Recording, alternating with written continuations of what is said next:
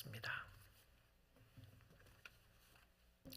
하나님의 말씀을 봉독해 드립니다. 여호와여, 다윗을 위하여 그의 모든 겸손을 기억하소서. 그가 여호와께 맹세하며 야곱의 전능자에게 소원하기를, 내가 내 장막집에 들어가지 아니하며 내 침상에 오르지 아니하고 내 눈으로 잠들게 하지 아니하며 내 눈꺼풀로 졸게 하지 아니하기를, 여호와의 처소 곧 야곱의 전능자의 성막을 발견하기까지 하리라 하였나이다. 우리가 그것이 에브라다에 있다함을 들었더니 나무 밭에서 찾았도다. 우리가 그의 계신 곳으로 들어가서 그의 발등상 앞에서 엎드려 예배하리로다. 여호와여, 일어나사 주의 권능의 교회와 함께 평안한 곳으로 들어가소서. 주의 제사장들은 을을 옷 입고 주의 성도들은 즐거이 외칠지어다. 아멘. 하나님의 말씀이었습니다. 오늘 귀한 시간 예배 가운데 오신 여러분 다시 한번 환영하며 주의 이름으로 축복합니다. 우리가 예배를 들을 수 있다는 것이 얼마나 큰 영광이고 특권인지요. 그렇죠? 함께 와서 하나님을 찬양하는 것이 큰 축복 중에 하나입니다. 이 땅을 살아나가는 대부분의 사람들은 다 겸손하기를 원합니다. 나는 교만하고 싶다라고 교만한 사람들은 아마 별로 없을 거라는 생각이 듭니다. 특별히 예수를 믿는 성도들은 겸손하게 하나님을 섬기기를 원합니다. 그럼에도 불구하고 이 겸손해진다는 것이 얼마나 어려운 것인가를 우리는 잘 알고 있습니다. 나도 모르게 나를 드러내고 있고 나도 모르게 나를 자랑하고 있는 모습을 보게 되면 어찌 이렇게 나의 마음이 교만한가 생각하지 않을 수가 없습니다. 우리의 마음속에는 늘 교만의 씨앗이 뿌려져서 싹이 나고 또 잎이 나고 열매를 맺히게 되는 것을 보고 있습니다. 은근히 자랑하고 싶고 다른 사람은 자기 밑에 두고 싶은 마음을 가지고 은근히 무시할 때가 많이 있습니다. 오늘 시편 132편을 통해서 모든 겸손이 무엇인지, 성경이 이야기하는 성도의 겸손이 무엇인지, 겸손의 뿌리를 한번 찾아보고 하나님의 말씀을 듣기를 원합니다. 오늘 본문 말씀 시편 132편 1절 말씀 다시 봅니다.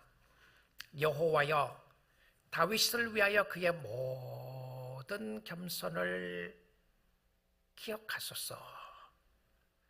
시편 132편은 누가 기록했는지 기록 저자가 나와 있지 않습니다. 그런데 시편 131편과 시편 133편을 보게 되면 두 시는 다윗이 기록했다라고 기록되어 있습니다. 그런데 132편은 다윗이 기록한 것은 없지만 확실한 것은 다윗에 대하여 기록한 시라는 것을 보게 됩니다. 그리고 이 시는 성전에 올라가면서 불렀던 순례자들의 시였습니다.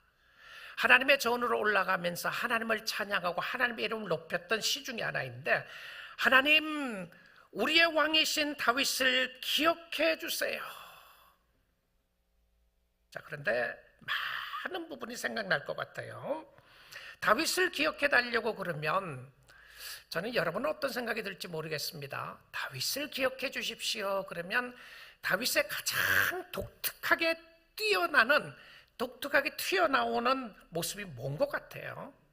저는 다윗 하면 아마 대부분 사람들이 다윗과 골리앗의 사건에 있었던 이야기를 하면서 다윗의 용맹스러움과 다윗의 담대함과 다윗의 믿음을 기억할 것 같아요. 여러분 그렇지 않습니까? 골리앗을 물리친 다윗의 사건을 우리는 잊을 수가 없습니다. 그래서 지금도 다윗과 골리앗의 싸움이라는 표현을 믿지 않는 사람들도 쓰고 있습니다. 도저히 상대가 안 되는 싸움이지만 우리 한번 해볼 만하다 이런 생각을 할 때예요. 다윗과 골리앗의 싸움이다 이런 표현을 쓰고 있어요. 사무엘상 17장에 보게 되면 다윗은 물맷돌로 골리앗을 물리치는 장면이 나와 있습니다. 다윗 그러면 담력이 생각날 것 같아요. 그런데 오늘 이 시편을 기록한 저자는 누구인지는 알 수 없지만 이렇게 이야기를 합니다. 하나님이여, 다윗을 기억해 주시기를 원합니다. 그리고는 무엇을 말하느냐 하면 소망이나 믿음이나 확신에 대해서 이야기를 하는 것이 아니라 그의 겸손을 기억해 주옵소서, 이렇게 이야기해요. 하나님, 다윗의 겸손을 기억해 주옵소서. 여러분, 어떤 생각이 드십니까? 다윗의 겸손. 그럼 다윗이 언제 겸손했죠? 다윗은 왕이었음에도 불구하고 신하들을 섬겼던 모습을 생각하면서 다윗은 겸손한 사람이었다는 생각이 드시나요? 다윗의 겸손 이미지가 잘 떠오르질 않아요. 여러분 어떻습니까? 다윗의 모든 겸손이라고 이야기를 했을 때에, 그러면 다윗이 왕이었는데 그가 죄를 짓고 나서 나단 선지자가 찾아와서 꾸짖었습니다. 그리고는 다윗이 내가 하나님께 범죄하였습니다. I sinned against God. 하나님 앞에 범죄했습니다라고 하는 모습이 다윗의 겸손이었나요? 자, 오늘 시편은 이렇게 기록을 하고 있는 모습을 보게 되는데요. 2절부터 5절 한번 보도록 하겠습니다. 그가 여호와께 맹세하며 야곱의 전능자에게 서원하기를, 내가 내 장막집에 들어가지 아니하며 내 침상에 오르지 아니하고 내 눈으로 잠들게 하지 아니하며 내 눈꺼풀로 졸게 하지 아니하기를 여호와의 처소 곧 야곱의 전능자의 성막을 발견하기까지 하리라 하였나이다. 무슨 이야기죠? 자, 여러분 한번 보십시오. 하나님이여, 다윗의 겸손을 기억해 주시기를 원합니다라고 하는데 다윗의 어떤 겸손한 모습이 기록이 없고, 오히려 다윗의 겸손을 이야기하면서 무엇을 이야기하냐면 그의 간절한 소망과 소원을 담았던 것을 이야기합니다. 하나님께 맹세를 합니다. 그리고는 이 일이 이루어지기 전까지는 잠을 자지 않겠습니다라고 이야기를 합니다. 무엇이 그를 그렇게 힘들겠나요? 세상적인 것이 아니었습니다. 다윗은 사울에게 쫓겨다니면서 죽을 고비를 여러 번 넘기고 고통을 당하는 때가 많았습니다. 그런데 그 상황에서도 다윗은 하나님을 바라보며 찬양할 수가 있었어요. 하나님이 하나님 되심을 인하여 감사할 수가 있었는데, 그럼 그가 간절하게 사모하며 고통스러울 정도로 사모했던 것이 무엇이었습니까? 여기 보니까 하나님의 성막이라고 되어 있어요. 자, 우리는 이 말씀에 귀를 기울여 보아야 합니다. 하나님이여, 다윗의 겸손을 기억해 주십시오라고 생각했을 때에 우리가 생각하는 겸손한 모습이 없다는 사실입니다. 다윗은 왕이었는데 겸손하게 백성들을 섬겼다든지, 혹은 왕의 위치에 높은 위치에 있었지만 그의 자신을 낮추어서 하나님을 섬겼다든지 그런 모습 없어요.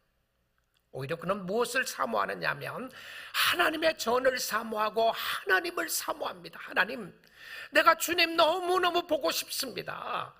성막을 가지고 오고 싶은데, 성막을 찾고 싶은데 그 성막이 어디 갔는지 찾을 수가 없습니다. 밤잠을 자지 못하고 그가 하나님을 사모하는 모습을 이야기해 주고 있어요. 우리 사랑하는 성도 여러분, 다윗의 겸손은 무엇인지 압니까? 하나님 사모함이었습니다. 성도의 겸손이 뭔지 압니까? 내가 겸손하게 살아야지. 내 인생을 겸손하게 살아야지. 나는 있는데도 없는 것처럼 살고 잘하는데도 못하는 것처럼 살고, 내가 실질적으로 노래를 참 잘하는데 누가 부탁하는 거예요. 노래 좀 찬양 좀 하면 좋겠다 라고 하면 나 찬양 못해요. 이게 겸손인가요?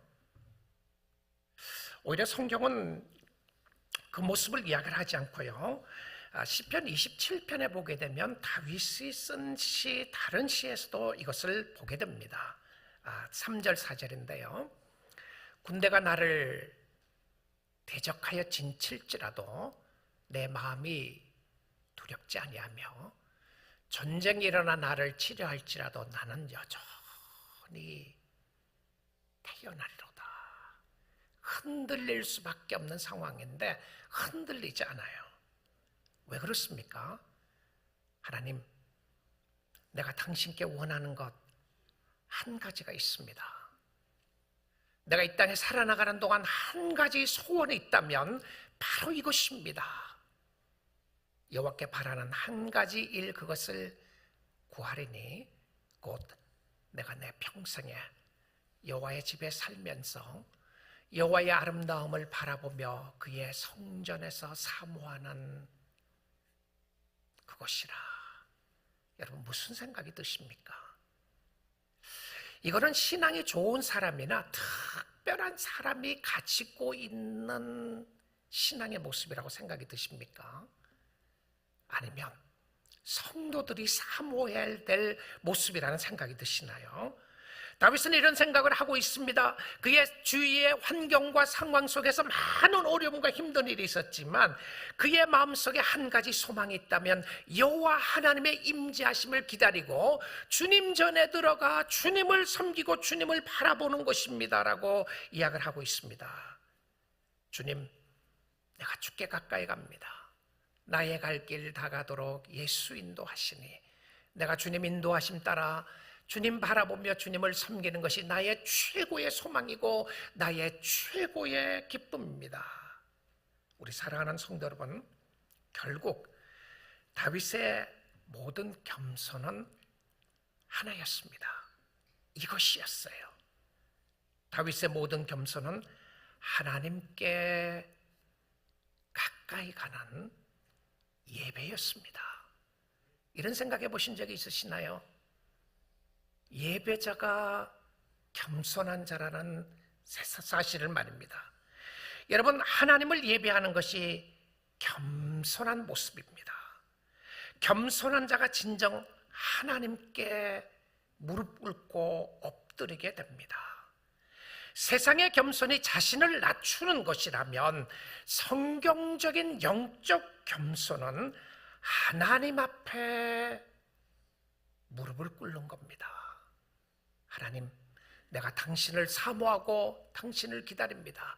오늘 이 말씀은 오늘 교회를 다니고 있는 저와 여러분에게, 성도들에게 주신 말씀인데요, 다윗은 고통 가운데서 하나님을 찾게 됩니다. 하나님을 찾고자 발버둥 치고 있어요. 이것이 겸손이라고 이야기를 합니다. 왜 그렇죠? 하나님을 찾는 이유는 그 하나님 앞에 예배하기 위함인데요. 자, 오늘 본문 7절 말씀을 보겠습니다. 우리가 그의 계신 곳으로 들어가서 그의 발등상 앞에서 엎드려 예배하리로다.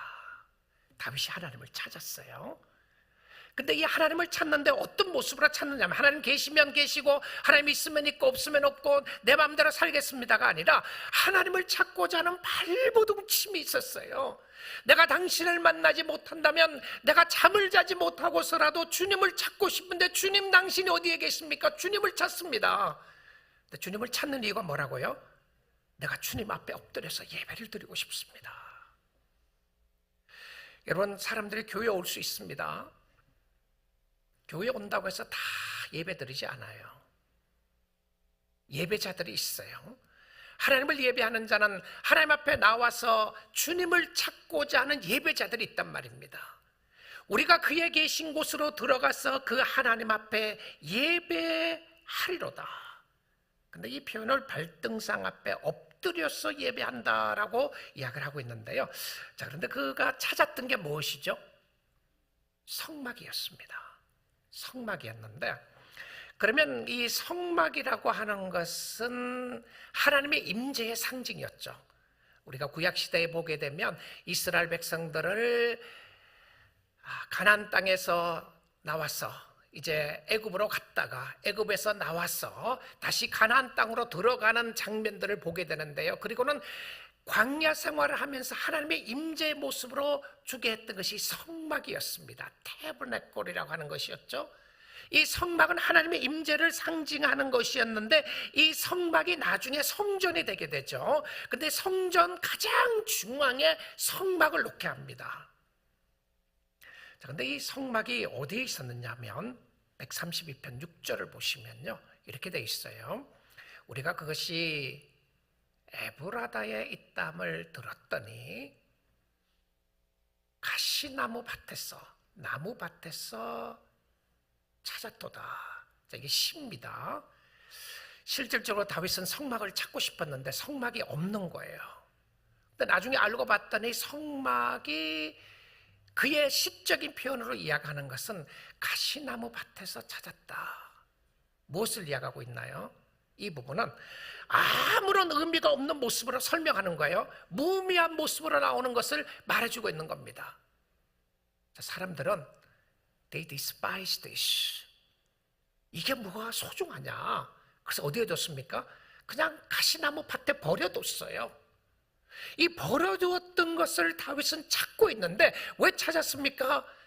그 환경과 상황이 중요한 것이 아니라 어디에 있는가가 중요한 것이라 하나님을 만나기만 하면 내가 그 하나님 앞에 무릎 꿇고 싶은, 예배하고 싶은 열망을 가지게 된 거예요. 세상적으로 보게 되면 너무나도 우습고 초라한 모습입니다.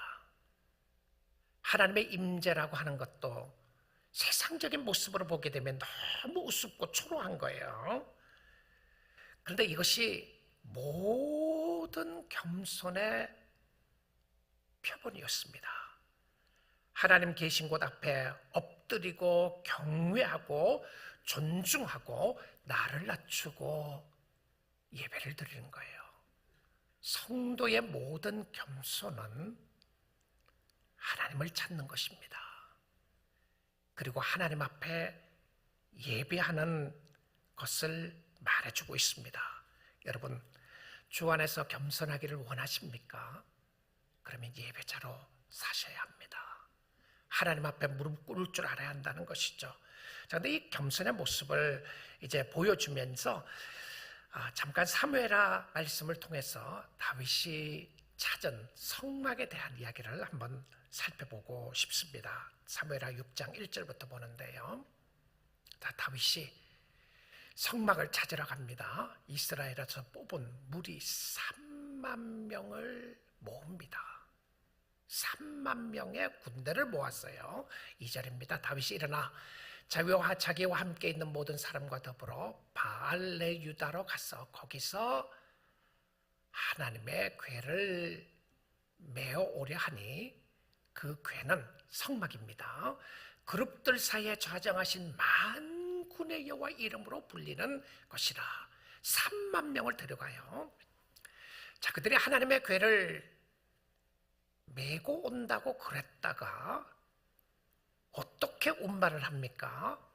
궤를 새 수레에, 체리엇에, 새로운 것에 한 번도 짐을 실어보지 않는 수레에 싣고 옵니다.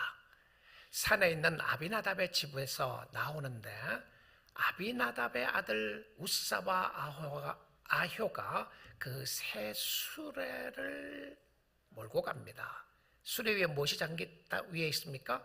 성막을 찾아서 가지고 오는 거예요. 자, 그들의 산에 있는 아비나답의 집에서 하나님의 궤를 싣고 나올 때에 아효는 궤 앞에서 가고 다윗과 이스라엘 온 족속은 잣나무로 만든 여러 가지 악기와 수금과 비파와 소고와 양금과 제금으로 여호와 앞에서 연주하더라. 가슴 벅차오르는 모습을 보게 돼. 하나님이여, 내가 드디어 찾아서 하나님을 예배할 수 있다는 것이 얼마나 큰 영광이고 특권입니까? 자, 그들이 오다가 낙원의 타작마당에 이르러서는 소들이 띠므로, 수레를 몰고 가는 소입니다. 소들이 띠므로 우사라는 사가 손을 들어 하나님의 궤를 붙잡으려고 합니다. 수레가 흔들리기 시작해요. 소들이 뛰기 시작합니다. 이러다가 수레가 무너질 것 같다.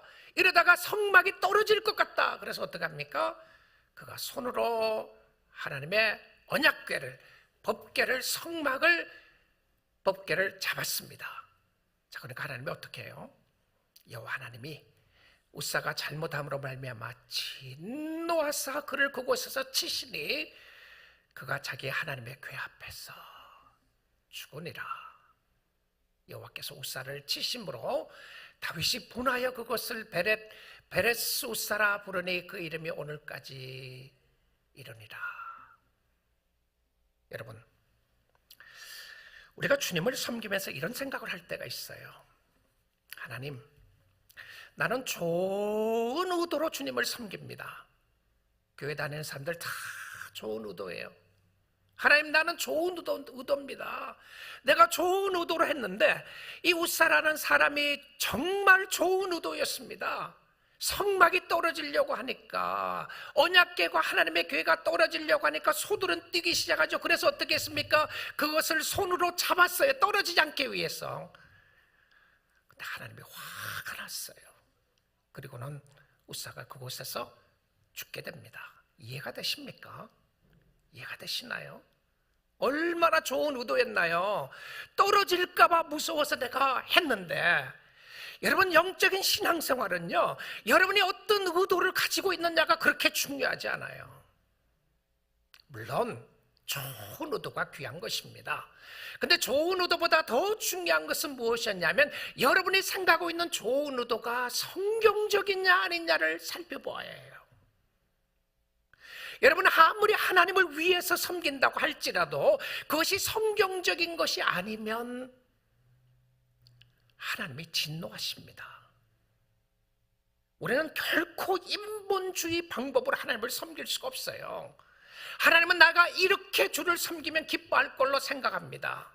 이렇게라고 하는 것이 하나님 앞에 잘 드리고 하나님 앞에 잘 섬기고 내가 착하게 살고 선하게 살면 하나님은 무조건 나를 인하여 기뻐할 것이라고 생각합니다. 누구 생각이었나요? 내 생각이었어요.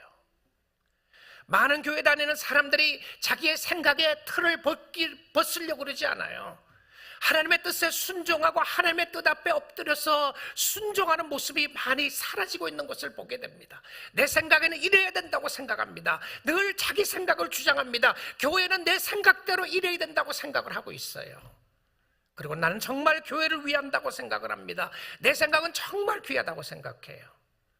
그런데 여러분이 아무리 좋은 생각을 가져도요, 그것이 성경적인 것이 아니면 여러분의 생각이 좋은 것이 아닙니다. 자, 그런데 하나님이 왜 웃사를 죽이게 했습니까? 크게 두 가지 이유가 있습니다. 첫 번째는요, 성막을 옮길 때는 어떻게 옮기라고 그랬어요? 제사장들이 어떻게? 메고 옮기라고 그랬습니다. 이것은 반드시 메고 옮기라고 그랬어요. 그런데 메지 않고 자기네들의 생각으로 최고의 방법으로 언약궤를 메지 않고 새 수레에 실었어요. 두 번째는 언약궤를 만지게 되면, 누구든지 이것을 만지게 되면 하나님의 임재의 상징인 이것을 만지게 되면 반드시 죽으리라고 생각했습니다. 죽는다고 그랬어요. 반드시 죽는다고 생각했는데 만진 거예요. 하나님을 위한다고. 자, 우리가 주님을 섬기면서 주를 위한다고 하는 것이 주의 뜻에 어긋날 때가 많이 있습니다. 여러분, 진정한 성도의 겸손은 예배자가 되는 겁니다. 하나님을 찾는 거예요. 하나님의 임재하심을 사모하는 겁니다.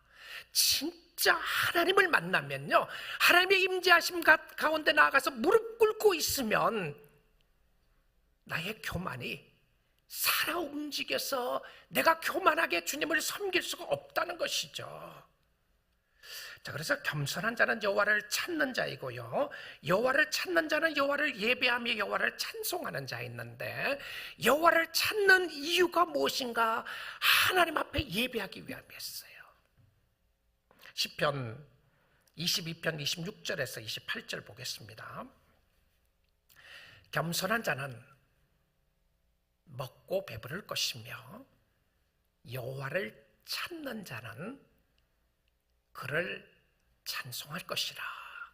자, 여호와 하나님을 찾는 이유는 그를 찬양하고 그의 앞에 예배하는 것인데, 너희 마음은 영원히 살지어다.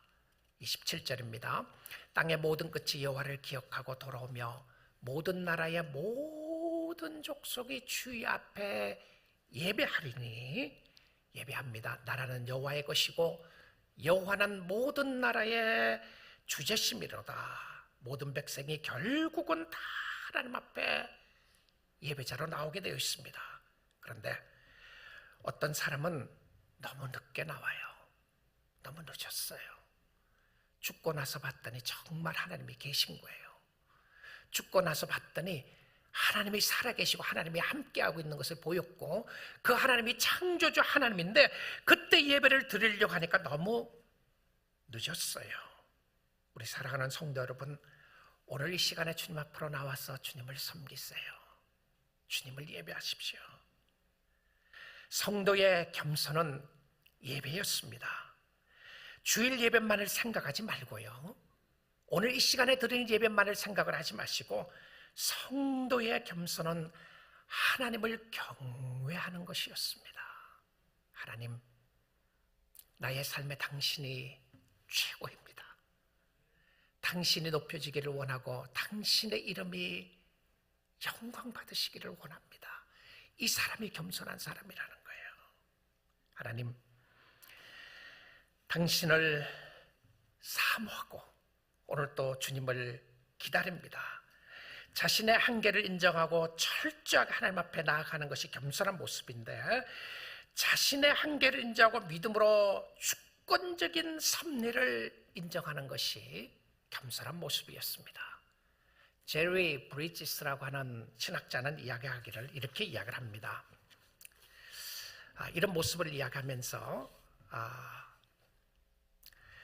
전적으로 하나님을 의지하지만 자기는 아무것도 하지 않는 사람이 있다. 몇 종류의 사람을 이야기하면서 그렇게 이야기를 해요. All dependence, no effort. 나는 전적으로 당신만 의지합니다. 나의 삶의 주인은 당신입니다. 주님 뜻대로 해주옵소서. 그리고는 자신은 아무것도 안 하는 사람이 있다는 거예요. 이 제리 브리지스가 이야기하기를 이런 사람들은 대체로 게으른 사람이다. 너무 말이 되지 않아요? 두 번째는 이렇게 이야기를 합니다. No dependence, all effort. No dependence. 아니 뭐 하나님을 의지하느냐, 너를 의지하고 네가 할 수 있는 대로 해라. 전혀 의지하지 않고 자기가 다 하는 거예요. 이런 사람들은 대체로 교만하다. 내가 할 수 있는 것은 내가 하고 필요할 때만 기도한다 그랬어요. 근데 제리 브리지스라는 분이 이야기를 하기를 그리스도인의 성도의 모습은 어떤 모습이냐면 all dependence, all effort라고 그랬어요. 전적으로 의지하고 전적으로 노력하는 사람이다. 그러니까 하나님을 의지한다고 하는 것은 나는 아무것도 안 하는 것이 아니라 하나님을 전적으로 의지하는 사람은 전적으로 하나님을 섬기는 사람이라는 것이죠. 이런 사람은 하나님을 의지하는 믿음의 사람입니다. 하나님은 하나님의 일을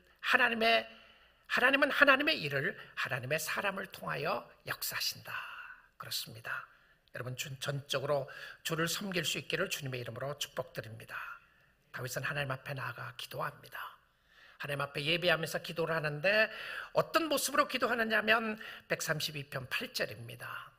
여호와여 일어나사 주의 권능의 궤와 함께 평안한 곳으로 들어가소서. 저는 처음에 이 말씀을 묵상하다가 한면 이런 생각이 들었어요. 와, 되게 교만한 것 같다. 다윗이 하나님 앞에 건방지다는 생각이 들었어요. 하나님 이렇게 하십시오, 저렇게 하십시오. 하나님 일어나십시오. 하나님 일어나고 싶으면 일어나지. 하나님이 일어나서 주의 권능의 궤와 함께 평안한 곳으로 들어가소서. 이런 생각이 들었는데요, 잘 보십시오. 전혀 그런 마음이 아닙니다. 그런 마음이 아니고요, 그는 하나님을 존중하여 모시는 마음입니다. 하나님, 나의 삶 속에 당신을 최고의 위치에 두겠습니다. 하나님을 기쁘시게 하고 싶은 마음이 솟아나기 시작하는 거예요. 귀한 사람을 귀하게 모시는 모습을 이야기합니다. 하나님이 최고의 하나님이시라면 내가 최고의 하나님으로 당신을 모시겠습니다라고 하는 그의 핵심이 담겨 있어요. 이것이 다윗의 모든 겸손의 핵심이었습니다. 우리 사랑하는 성도 여러분, 여러분의 기도 속에 하나님을 모시고 있는 모습이 있으시나요? 아니면 하나님이 여러분을 간섭하실까봐, 하나님이 여러분을 귀찮게 하실까봐 두려우십니까? 마음을 쏟아내어 기도할 수 있다는 것이 얼마나 감사한 것인지를 우리는 알아야 합니다. 그런데 그 기도를, 한 줄 기도를 드리고 난 이후에 그는 하나님 앞에서 대상을 바꾸어서 기도하듯이 명령을 합니다. 131편 9절인데요. 주의 제사장들은 을을 옷 입고 주의 성도들은 즐거이 외칠지어다. 자, 다윗은 하나님 앞에 서 있었지만 그러나 주위와 함께 하나님을 섬기는 사람들을 보게 됩니다. 제사장들을 보게 돼요. 그들은 의의 옷을 입고 죄가 없는 모습에 옷을 입고 있는 모습을 보게 되고 모든 백성들이 즐거이 외치는 모습을 보게 됩니다. 하나님의 임재하심 앞에 나와 하나님을 섬기고 하나님을 사랑하는 그의 모습을 바라보면서, 여러분, 사람이 아무리 겸손해도 하나님을 높이지 않으면 교만한 사람들입니다. 아무리 저 사람이 겸손한 모습이 있다고 할지라도 우리는 결코 하나님처럼 높아질 수가 없어요. 하나님을 예배하지 않고 하나님을 섬기지 않는 사람이 가장 교만한 사람들입니다. 시편 말씀 10편 4절 한번 보도록 하겠습니다. 악인은 그의 교만한 얼굴로 말하기를 여호와께서 이를 감찰하시지 아니하신다며 그의 모든 사상에 하나님이 없다 하나이다. 하나님이 어디 있느냐? 하나님이 어떻게 다 보고 계시는가? 그런데 그 모습을 교만한 얼굴빛을 띠고 이야기를 합니다. 그의 생각 속에, 그의 마음속에 하나님이 없어요. 하나님이 감찰하지 않는다고 생각을 합니다. 여러분, 하나님을 인정하지 않는 사람은 하나님을 예배할 수가 없어요. 그렇죠? 하나님을 인정하지 않는데 왜 하나님 앞에 무릎 꿇으면서 예배하겠습니까? 내가 겸손하게 주님 앞에 나간다고 하는 것은 하나님, 당신만이 나의 주님이시고 하나님이십니다. 교만의 핵심은 결국 하나님이 없다고 이야기를 합니다. 신명기 8장 14절에도 이런 말씀이 있는데요. 네 마음이 교만하여지면 네 하나님 여호와를 잊어버릴까 염려하노라. 자, 이 신명기 8장은요, 여러분 잘 아시는 것처럼 사람이 떡으로만 사는 것이 아니라 하나님의 입으로 나오는 모든 말씀으로 살게 될 것이라고 하는 말씀이 주어진 그 본문입니다. 그러니까 이스라엘 백성들을 2세들에게 가르치면서 이야기를 하면서 너희가 이 땅에서 잘 살고 잘 먹고 잘 살 때에 너희의 마음속 깊은 곳에 찾아오고 있는 것이 무엇이냐면 교만의 마음이 찾아오게 되는데, 교만의 마음이 찾아오게 되면 어떤 모습이 있냐면 하나님이 없다고 이야기하는 거예요. 실질적으로 마음속에 하나님을 잊어버릴까 염려하는데 여호와는 너를 애굽 땅 종되었던 집에서 이끌어내신 하나님이라고 이야기를 합니다. 우리 사랑하는 성도 여러분, 여러분을 죽음의 길에서 이겨내시게 하시고 여러분을 죄악된 삶 가운데 이끌어내시고 하나님께서 여기까지 지금까지 인도하시고 축복해 주신 줄 믿습니다. 하나님의 살아계심을 확인하셨습니까? 그 하나님은 여러분 곁에서 떠나지 아니하셨어요. 여러분이 그 하나님 곁에서 떠나지 않으셔야 합니다. 주님을 예배하는 예배자로 사셔야 해요. 세상이 아무리 힘들고 세상이 아무리 편안하고 여러분이 원하는 것을 다 가졌다고 할지라도, 아니 여러분이 원하는 것을 갖지 못했다고 할지라도, 여러분의 환경과 상황에 상관없이 하나님은 신실하시고 좋으신 하나님인 줄 믿습니다. 그 하나님의 이름을 높이고 그 하나님을 섬길 수 있기를 원합니다. 내가 왜 하나님을 의지하지 않는가? 내가 왜 하나님을 섬기지 않는가? 내가 왜 예배 자리에 나가지 않는가? 어쩌면 여러분의 심령 깊은 곳에서 하나님이 없다고 생각하는 그 교만한 마음 때문일지 모르겠습니다. 사랑하는 성도 여러분, 혹시 여러분의 심령 속에 그런 마음이 있으시나요? 하나님 앞에 두 손 들고 항복해 보십시오. 하나님, 이것이 내가 잘못했습니다. 하나님이 반드시 오늘 이 시간에 여러분의 심령 속에 찾아가 주시고 여러분의 마음을 어루만져 주시고 축복해 주실 줄 믿습니다. 여러분이 마음을 여는 순간, 바로 그 순간 하나님이 찾아가시는 거예요. I know you. 괜찮아. 너 잘못했던 것, 그동안 너의 마음속에 내가 없다고 말했던 것 괜찮다고 이야기해 주시면서 여러분을 안아주실 거예요. 내가 예수 믿습니다. 주님 의지합니다. 진심으로 주님을 섬기기 원합니다. 신앙의 연수를 자랑하지 마시고, 교회 다니는 연수를 자랑하지 마시고, 예수 그리스도와 관계를 자랑하십시오. 주를 아셔야 합니다. 주님 앞에 나가셔야 돼. 결국 하나님을 잊어버리게 되는 것은 우리의 교만의 문제였고요, 하나님을 예배하는 예배자로 사는 것이 모든 겸손이었습니다. 하나님의 백성들의 가운데 주시는 모습으로 마지막 149편 4절 말씀을 보겠습니다. 주님께서 이렇게 말씀하세요. 여호와께서는 자기 백성을 기뻐하시며, 여러분, 하나님의 자녀들이 하나님 앞에 나와 예배하는 거 하나님이 정말 기뻐하세요. 얼마나 감사해요. 그렇죠? 얼마나 감사합니까? 저와 여러분이 하나님을 예배하고 하나님 앞에 나올 수 있다는 것이 얼마나 감사해요. 여호와께서는 자기 백성을 기뻐하시며 누구요? 겸손한 자를 구원으로 아름답게 하심이로다. 결국 누가 구원받습니까? 누가요? 예수를 믿는 자죠. 예수를 믿는 자가 누구입니까? 겸손한 자였어요. 겸손한 자가 누구라고요? 하나님을 찾는 자였고요. 하나님을 찾는 이유가 무엇이라고요? 예배하고자 하였습니다.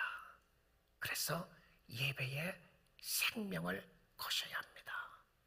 예배에 목숨을 걸고요, 이 시간만큼은 놓치지 않겠다고 하는 마음을 가지셔야 돼요.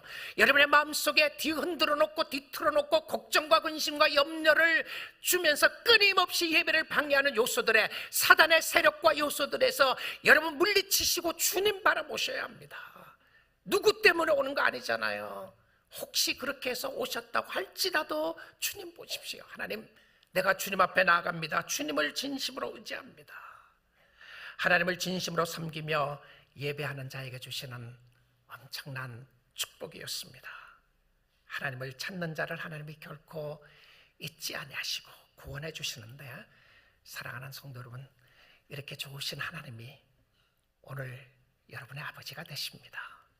이렇게 좋으신 하나님을 저와 여러분은 섬기고 있고요, 두려움과 염려와 걱정이 앞서갈 때에 살아계신 하나님을 의지하시고 고아로 혼자 있다고 생각하지 마시고 하나님 신뢰하고 믿음으로 살 수 있기를 주님의 이름으로 축복드립니다. 아멘. 같이 기도하겠습니다.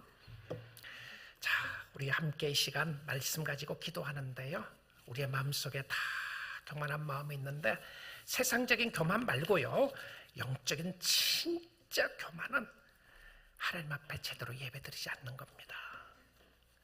하나님을 찾지 않는 것이고요, 하나님을 제대로 믿지 않는 것이 영적인 교만이었는데, 여러분, 겸손한 자는 하나님을 찾고 하나님을 예배하는 자라고 했습니다.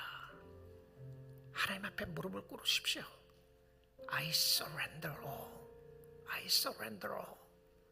하나님, 내가 나의 마음과 나의 삶을 들여서 정말 주님을 잘 예배하고 주를 섬기는 자로 살기 원합니다. 여러분, 결단의 기도 드리시고요, 저는 여러분을 초대하고 싶습니다. 여러분의 삶 속에 힘들고 어려웠더라도, 죄를 짓고 살았더라도, 그냥 건성으로 교회 다니셨더라도 괜찮습니다. 오늘 주께로 가시면 돼요. 다음 주에 하겠다고 생각하지 마시고요, 오늘 하나님, 내가 잘못했습니다. 내가 주님 잘 섬기겠습니다라고 고백하면 하나님이 여러분의 심령 가운데 역사해 주시고 축복해 주실 줄 믿습니다. 저는 믿습니다. 여러분의 마음이 변화될 수 있다는 사실을 말입니다. 예수님 안에서 변화될 수 있어요. 오늘 말씀 붙잡고요, 우리 하나님 앞에 나가겠습니다. 기도합니다. 하나님 감사합니다. 찬양합니다. 하나님, 교만한 모습은 하나님을 예배하지 않는 자라고 했는데 I surrender all. 하나님, 내가 전적으로 무릎 꿇고 주를 의지하고 주님 사랑하며 주님 바라보기 원합니다. 성령의 역사하심을 사모합니다. 성령의 역사하심을 사모합니다. 주여 역사해 주옵소서.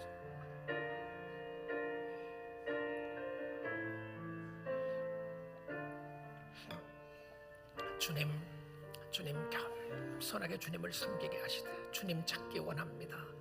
내 마음속에 주의 임재하심을 사모하고 주님 사랑하고 주를 섬기기 원합니다. 좋으신 하나님, 내 뜻대로 아니라 내 생각대로가 아니라 성경대로 하나님의 말씀대로 하나님 사랑하며 섬기도록 축복하여 주옵소서. 주여 도와주옵소서. 주여 도와주옵소서. 역사하여 주옵소서. 역사하여 주옵소서. 감사합니다. 우리 다 함께 일어나셨어요? 들은 말씀 생각하면서 우리 하나님 앞에 찬양하도록 하겠습니다.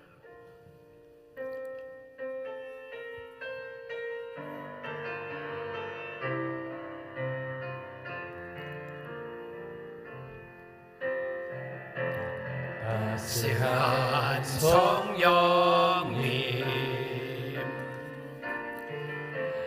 마음으로 보내 내 몸을 감싸며 주어지는 평안함, 그 사랑을 느끼네. 부르신 곳에서 나는 예배하네. 어떤 상황에도 나는 예배하네. 부르신 곳에서 나는 예배하네. 어떤 상황에도 나는 예배하네.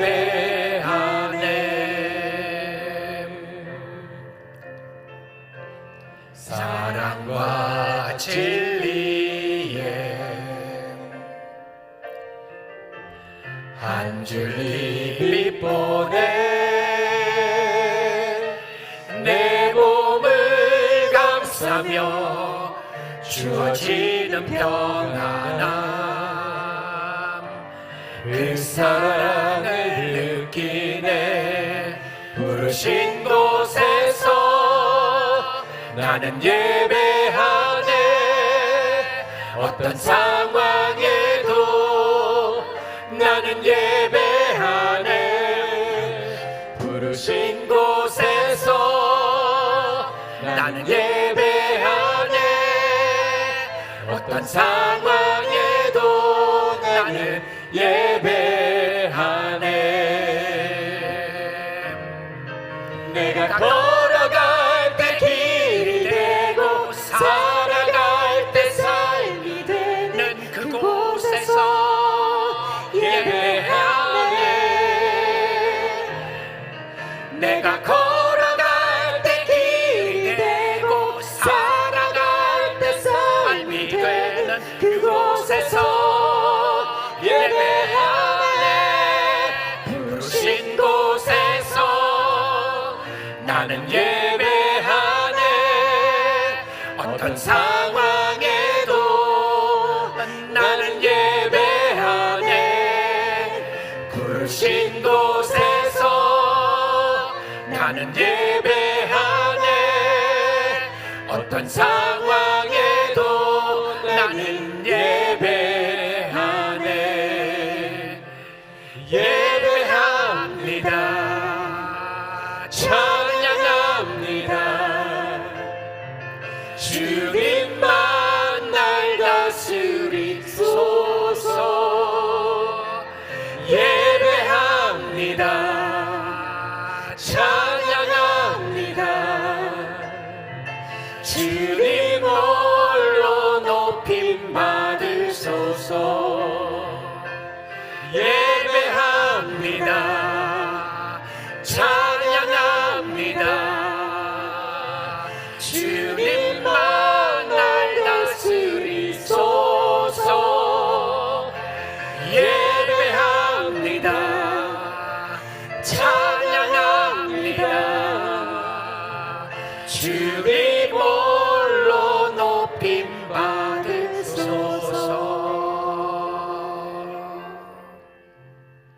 아멘. 하나님, 천지를 창조하신 살아계신 하나님을 예배할 수 있는 영광스러운 특권을 주셔서 감사함을 드립니다. 하나님을 찾고 하나님을 예배하는 것이 다윗의 모든 겸손이었습니다. 우리가 생각하는 나를 그냥 낮추는 것이 아니었습니다. 하나님 앞에서 나를 낮추는 것이었고, 하나님을 하나님으로 예배하는 것이 가장 겸손한 모습이었는데, 하나님을 예배하지 않는, 하나님 앞에 무릎 꿇지 않는, 하나님 앞에 굴복하지 않는 우리의 교만을 용서해 주시고, 하나님 진심으로 살아계신 하나님을 늘 찾고 감사드리며 찬양드리며 우리의 삶의 최고가 예수 그리스도가 될 수 있도록 축복하여 주옵소서. 하나님은 겸손한 자, 주님을 찾는 자를 구원하신다고 하셨는데 우리가 주님을 찾습니다. 여호와 하나님 임재해 주시고 축복해 주시고 우리 살아계신 하나님의 임재하심을 우리 믿음의 공동체 이 자리에 함께한 모든 성도님들이 주의 이름을 높이도록 축복하여 주옵소서.